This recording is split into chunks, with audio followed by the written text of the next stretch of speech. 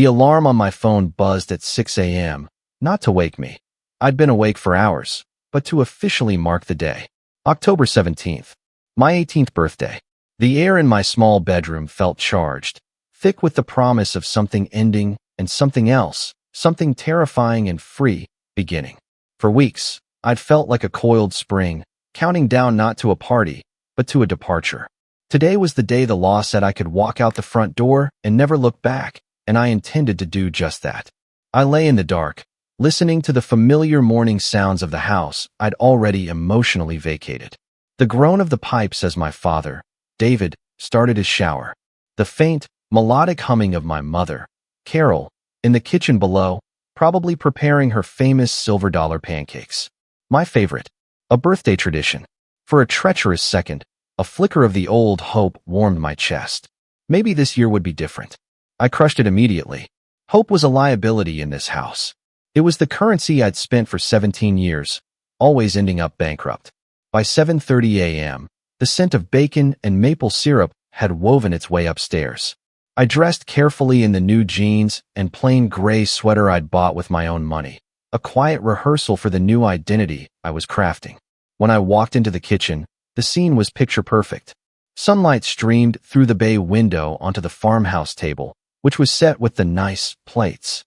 A small stack of wrapped gifts sat by my usual chair.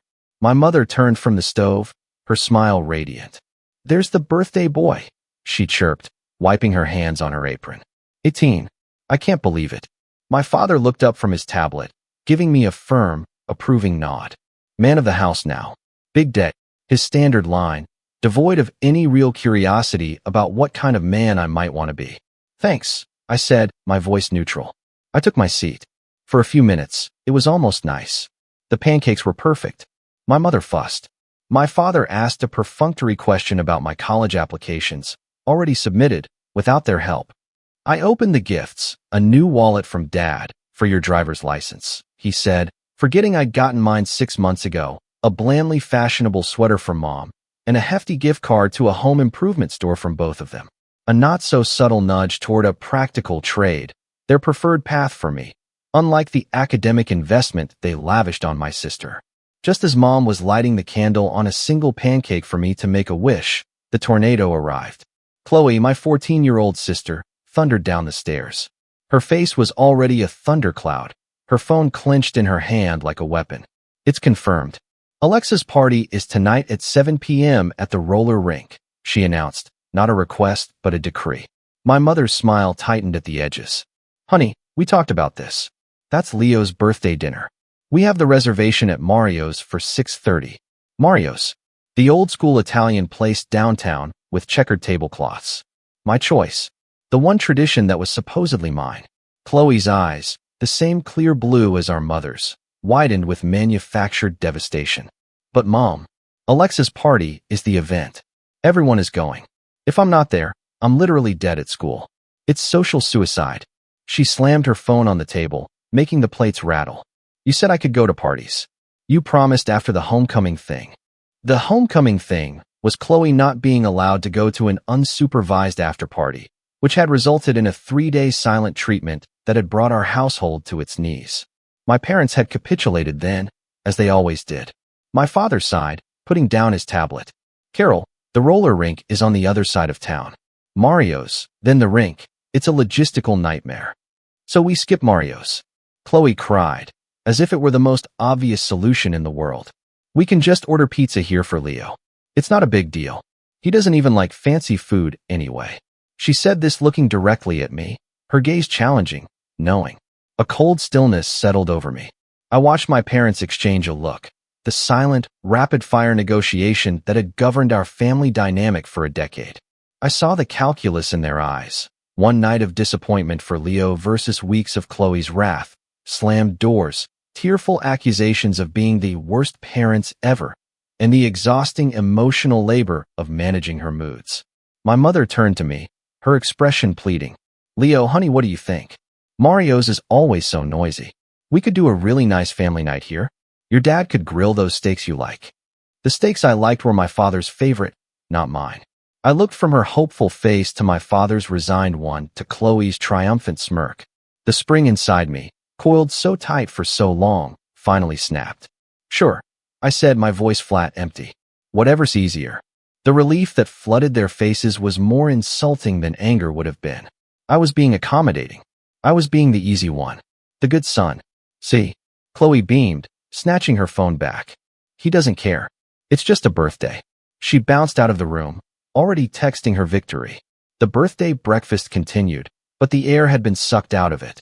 The pancakes turned to sawdust in my mouth. The gifts felt like props in a play I was no longer acting in. My mother chattered nervously about making a special dessert. My father retreated behind his tablet, and I sat there, a ghost at my own funeral. This wasn't an isolated incident.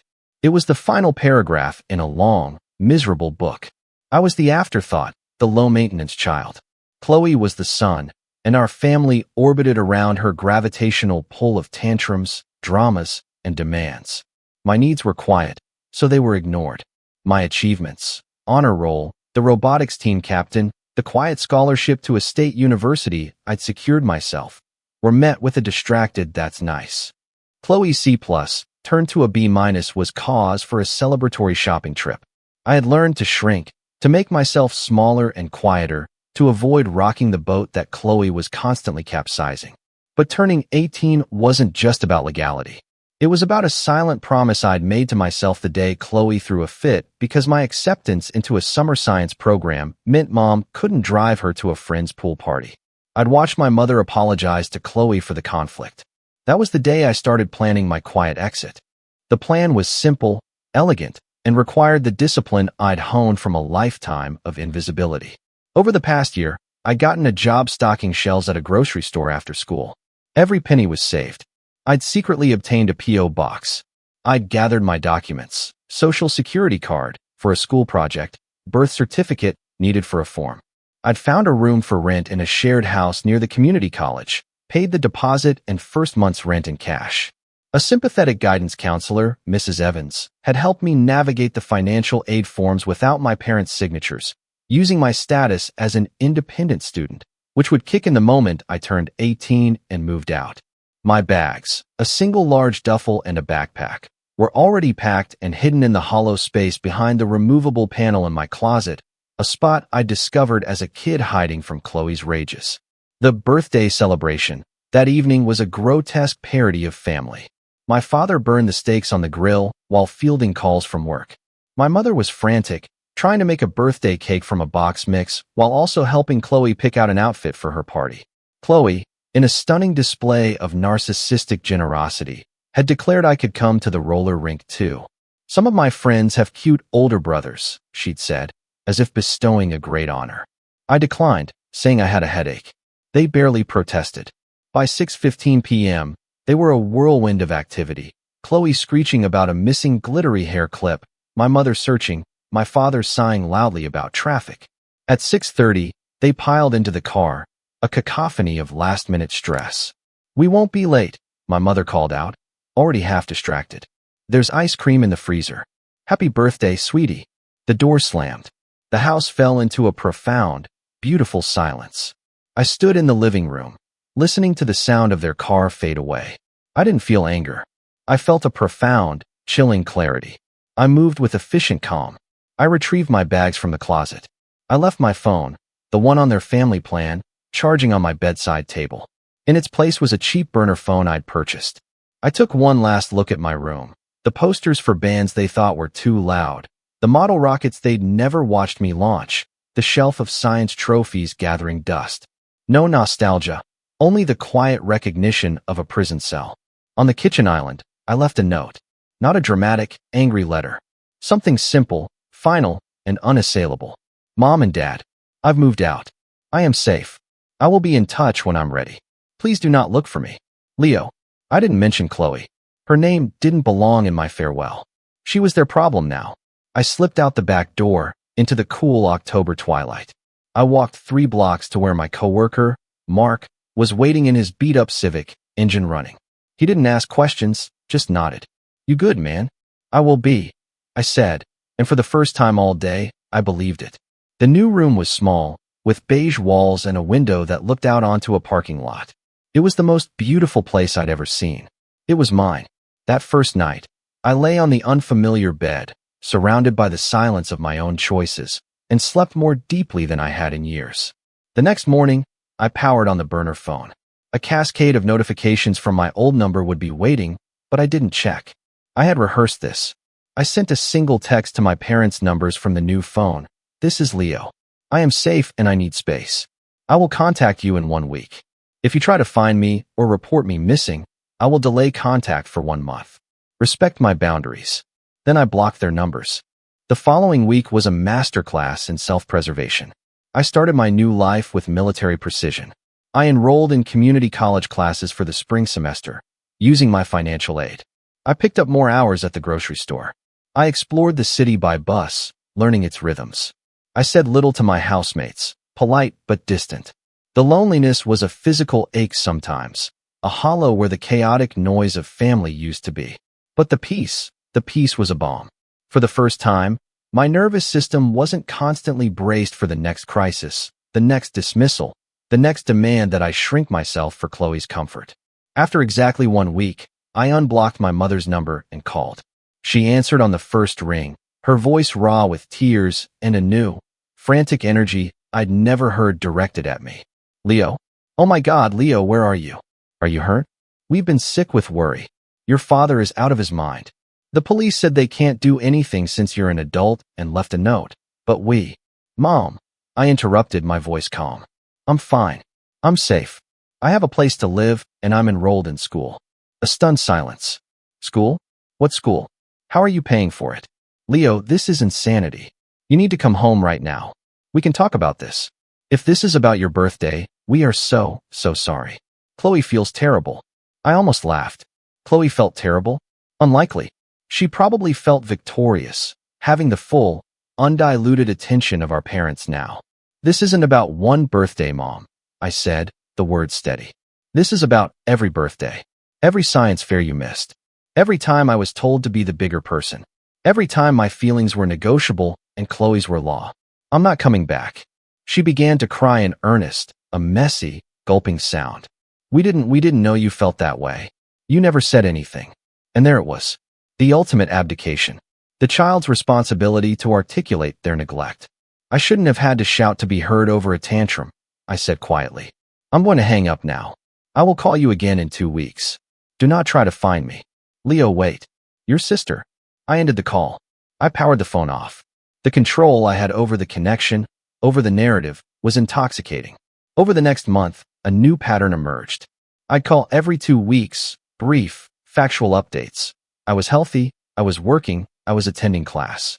I refused to give my address or the name of my school. I answered no questions about my life. The calls were never with my father, who, according to my mother, was too angry to speak to me. The subtext was clear. My defiance was the problem, not the conditions that led to it. But through the cracks in my mother's carefully maintained composure, I began to glimpse the chaos I'd left behind. It started with small, telling details. Your father, he's not used to the quiet. He keeps pacing. The quiet I had cherished was a void to them. Chloe's been struggling in geometry. We used to ask you to help her, but now, my free tutoring service was discontinued. The sink in the guest bathroom is leaking. Your dad said he'd look at it, but the handy son who fixed things was gone. I was like a ghost limb.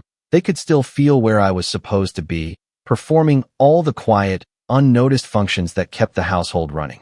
My absence wasn't just an empty chair, it was a structural weakness. The real turning point came 8 weeks after I left. It was a Sunday evening, my scheduled call. My mother's voice was thin, frayed at the edges. Leo, she said, dispensing with the usual tearful preamble. I need you to come home, just for a visit. Things are falling apart. I felt a cold thrill, immediately followed by shame. But I listened. What's happening? It all poured out in a desperate rush.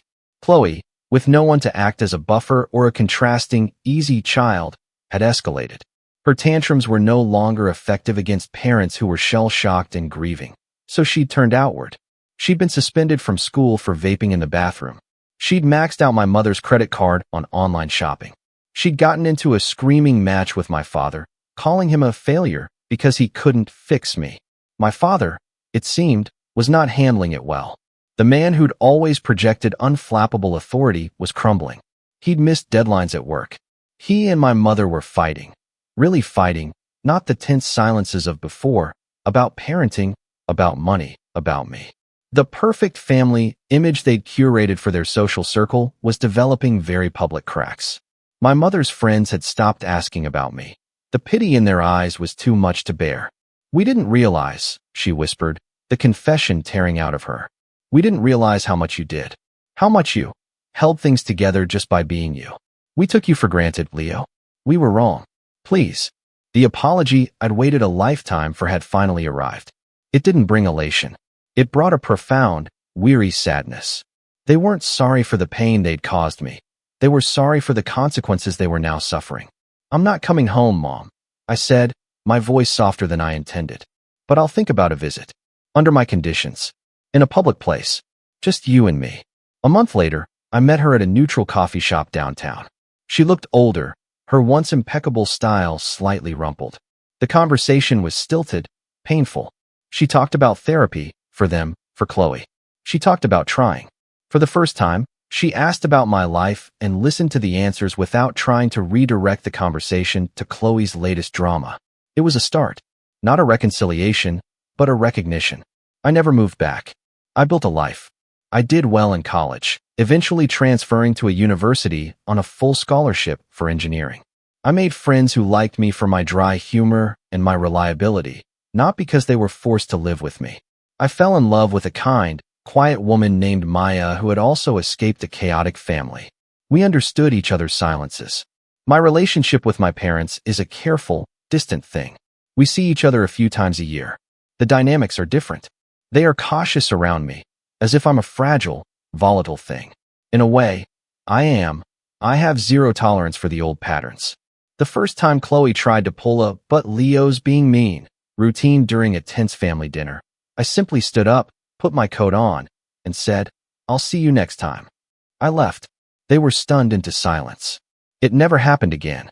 Chloe and I have no relationship to speak of. She sees me as the villain who ruined her perfect childhood by leaving.